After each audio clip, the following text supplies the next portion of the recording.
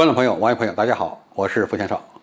最近，美国外交政策杂志刊文称呢，美国总统和他的欧洲盟友担心中国正在通过收购乌克兰公司来进军乌克兰国防工业。美方官员认为中方正在利用这类做法建立一个滩头阵地，将影响力扩展到东欧。美国国防部的官员甚至说，这是中国尝试进入并获得控制权的一个成熟目标。他们甚至表示，中国也在考虑收购少数级别较低的乌克兰防务公司。目前乌克兰正在准备加入北约，而北约领导人在本周的联合公报中表示中国的采购可能会引起北约内部盟友的关注。对乌克兰来说，需要中国的投资来维持他们的国防工业运转。那么，乌克兰的军工企业对中国的吸引力很大吗？应该说有一定的吸引力，因为乌克兰曾经是苏联时代一个重要的军工基地，它的生产能力和研发能力都非常强。比如说，安东诺夫设计局就是苏联时代的大型运输机的生产研发中心。当然，它的运载火箭的生产能力、坦克的生产能力，是吧，也都是在苏联时代数一数二的。那么，中国有没有可能通过投资乌克兰的军工企业，让乌克兰成为中国的准盟友呢？其实这是一个误解。中国和乌克兰过去进行密切的一些交流，主要是经济方面的，因为乌克兰这些年经济是非常困难的它除了军工产业比较强以外，其他的工业水平相对比较低。中国通过和乌克兰的相关的合作，可以为它一些企业注资对双方的经济利益应该说都是有好处的。那么这个好处并非仅仅是中国单方面获得了好处，对乌克兰的经济发展从某种角度讲可能利益更大。但是在美国的压迫下，最近一些年乌克兰政府为了从美国获得相应的支持，不得不和中国交恶。其实乌克兰要想利用美国的军事和经济力量来支持它加入北约、加入欧盟，这个恐怕是他的一厢情愿。美国实际上是把乌克兰作为一个筹码，作为一个棋子来使用的。一旦和他的利益发生冲突，他就会迅速的抛开乌克兰。在这方面，其实乌克兰已经吃过好几次亏了。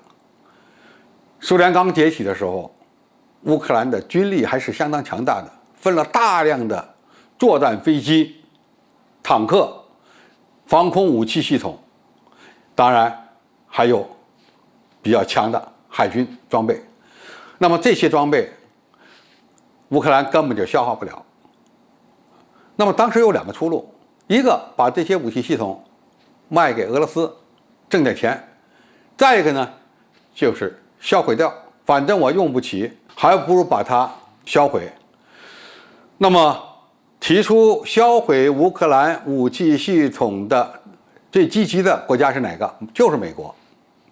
比如说当时图160这种远程战略轰炸机，乌克兰拥有的数量要比俄罗斯还多美国就力主把图160销毁掉，而且给他出钱，但是这个钱很小。你想想，把一架飞机造出来很难，要花很多钱，要想把它破坏又很简单，一铲子下去就算完了。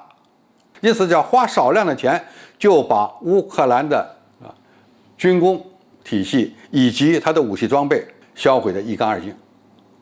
而俄罗斯又急着要买图160，因此双方达成协议，用剩余的几架图160作为还钱的筹码。那么现在美国再次介入乌克兰的事务。而这次呢，一个目的呢是让乌克兰和俄罗斯硬抗，来达到它的战略目的；再有一个就是遏制中国的发展，特别是中国军工武器系统的发展。为什么呢？因为乌克兰过去是有技术、有能力，但是现在没有经济实力，它的一些军工企业已经处于生死存亡的边境上。那么，如果和中国合作，它有可能复活，甚至呢，有可能进一步的发展。那么现在美国这一插进来，就把乌克兰和中国之间的合作这个门关死了。那么谁得利？得利的只有美国。最糟糕的，吃亏最大的是乌克兰。